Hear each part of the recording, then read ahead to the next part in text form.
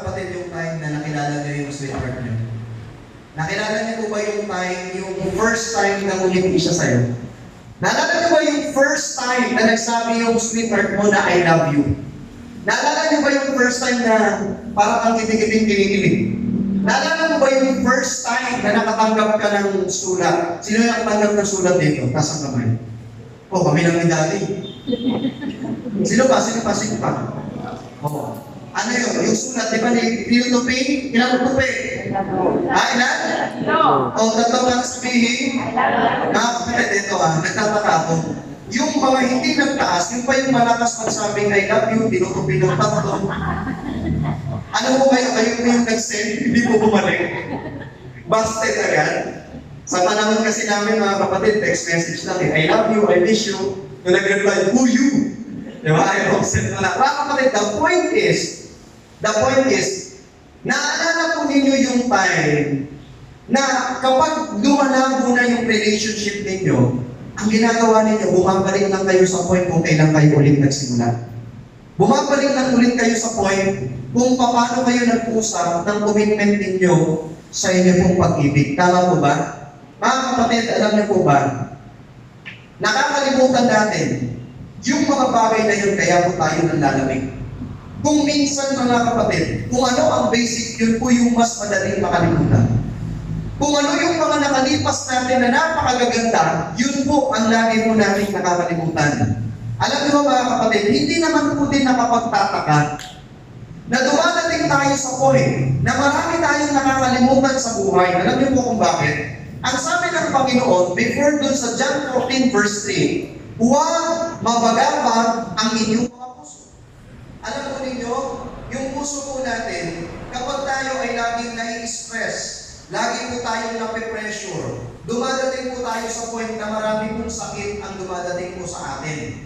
At ang sabi po mga kapatid ng mga scientists, kapag ikaw daw ay pressured, kapag ikaw daw ay stress, marami ka daw nakakalimutan mga bagay, including yung iyong commitment sa iyong sweetheart. And most especially, yung commitment natin sa ating Panginoon. Ngayon, tignan nyo mga kapatid ang suggestion sa Proverbs 4 verse 23. Ang iyong puso, buong sikap mong ingatan, sapagkat mula rito'y dumadaloy ang bukal ng buhay. Bakit bukal ng buhay? Kasi kapag ang puso po natin mga kapatid ay masakit, lahat po yan apektado. Naalala nyo the first time na broken hearted kayo? Para magkatapusan na ng mundo? Alam niyo po ba mga kapatid na maraming nagpapakamatay because of broken heart? Alam niyo mga kapatid, ito pong binabanggit na huwag mabagabag ang inyong mga puso. Ang word pong mabagabag dito, mga kapatid, ay mula po sa Greek word na taraso. Ang ibig sabihin po ng taraso, mga kapatid, sa pag-aaral, ito'y uncertain affinity to stir or agitate. Roll water, troubled water. Example. Ibig sabihin mga kapatid, sa buhay pala natin, hindi po nakapagtataka na kung minsan nakakalimot tayo sa kung paano tayo tumanggap sa Panginoon because of stress, pressures, anxieties, mga kung ano tough times na dumadaan sa buhay natin na kung minsan tayo lang po ang nakakaalam ng mga silent battles natin.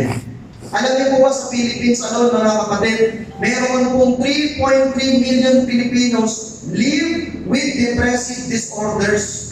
Kung minsan po yung mga ibang mga kapatid, dapat pong mag-share sa ibang mga kapatid about doon sa kanilang nararanasan kasi baka sila i-brand na ang drama mo naman. Diba? Ang hina naman ng pananampalataya mo.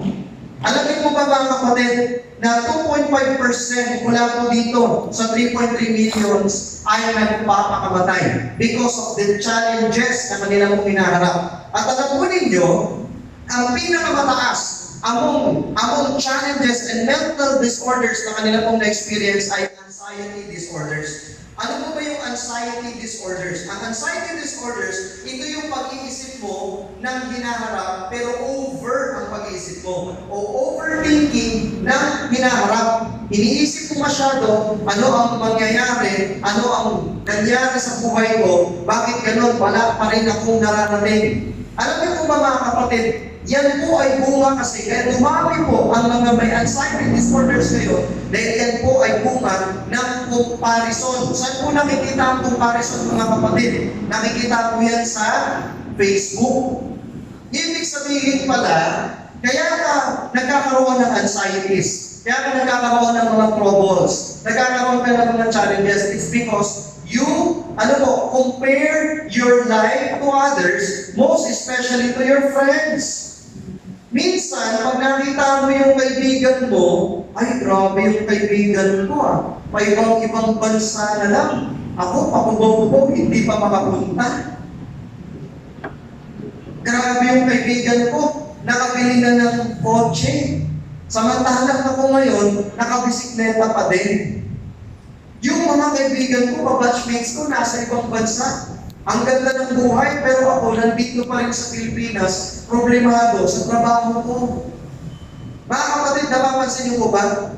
Ang sabi po ni Pablo, we're not understand putting ourselves in a league with those who boast that they're in our superiors. We wouldn't dare do. We wouldn't dare do that. But in all this, comparing, grading, and competing, they quite miss the point. Kapag daw meron kong pag-compare, pag meron daw kong pag-grade, pag meron daw kong pag-compete, mga kapatid, nag-miss out daw po nila yung point. The same thing with our life. Kaya tayo meron kong pains, meron tayong anxieties, meron tayong depressions, meron tayong stress na nagiging reason kung bakit natin nakakalimutan yung first time natin magtuwid sa Panginoon. It's because we always, compare ourselves to others. Kung minsan, mga kapatid, kapag ingit na ingit ka, aawayin mo pa yung kapitbahay. Aawayin mo pa yung kaibigan mo. Kung minsan, pag may nagkwento sa'yo, buti si brother, nakabili na ng sasakyan, sagot mo? Second hand lang naman yun. Pag si brother, nakabili ng magandang sasakyan, si brother, nakabili ng brand new. Brand new, may monthly naman. Lahat may problema. Napapansin ng mga kapatid, every time na inaalala mo yung pains, anxiety, depressions because of competition, because of comparison, ano po nangyayari mga kapatid? Imbes na yung buhay mo nagiging better, nagiging bitter ka. Lahat ng magaling ka, may pangit kang nakikita. Ang hindi mo alam, ikaw na yung pangit. Hindi lang mga kapatid. Alam mo mga kapatid, ang sabi ko dito, meron pong isang experience, mga kapatid, itong si Jeremiah.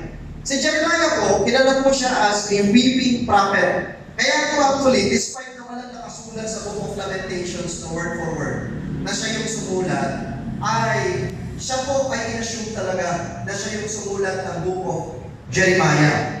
Panaghoy sa Tagalog, o sa mababaw na Tagalog ay pag-iyak.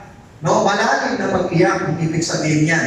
Lamentation provides, mga kapatid, na si Jeremiah ay eyewitness po sa destruction of Jerusalem na giniba po ng Babylonia. So for them kasi, mga kapatid, kapag ikaw ay titira sa isang city na wala pong wall, ikaw po ay open at exposed sa mga kaaway at pwede kang papatayin, pwede kang pamamatay agad. So, that must happen noong 586 BC. So therefore, itong si Jeremiah as the eyewitness of that destruction, ang sabi ni Jeremiah, I am the man who has seen affliction under the rod of his fury. Under the rod of his fury. Ngayon, ito po sabi ni Jeremiah, they are always on my mind. So yung daw kung mga nangyari, kaya po siya nagkakaroon ng mga challenges sa buhay, ay dahil they are always on my mind. So ibig sabihin pala, mga kapatid, hindi lang pala anxiety, pati din pala yung regrets. Ang regrets naman ay overpass. Naalala niyo mga kapatid, sana hindi ko na lang ginawa ito. Sana hindi ko na lang pinili ito. Sana hindi ko na lang ginawa ito. Alam niyo po ba mga kapatid, na meron ako isang nabasang libro. Ang sabi doon, kung hindi mo pipiliin kung ano ang pinili mo ng mga nakaraan, posyo, wala na ngayon sa sitwasyon na yan. Alam niyo po mga kapatid, kung ako po'y hindi naging 7-day Adventist, siguro possible ako po ay natuloy bilang mechanical engineering. Hindi ko po alam.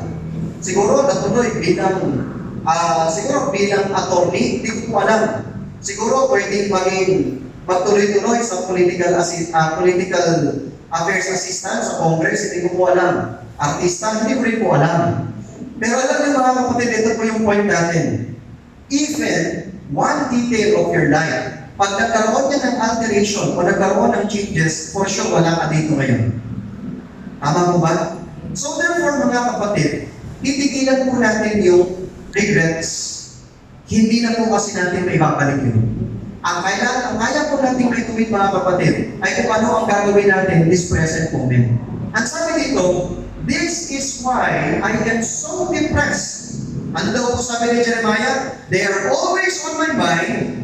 This is why I am so depressed. Just imagine mga kapatid, this weeping prophet, na sa isip po niya, lahat ng mga pangit na nangyari, that is why nadidepress siya.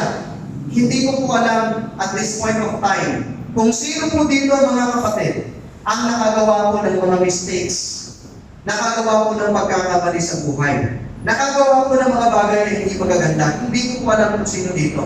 But one thing for sure, we cannot change the past, but we can change the future by what will be our decision today. Amen? Kaya sabi dito,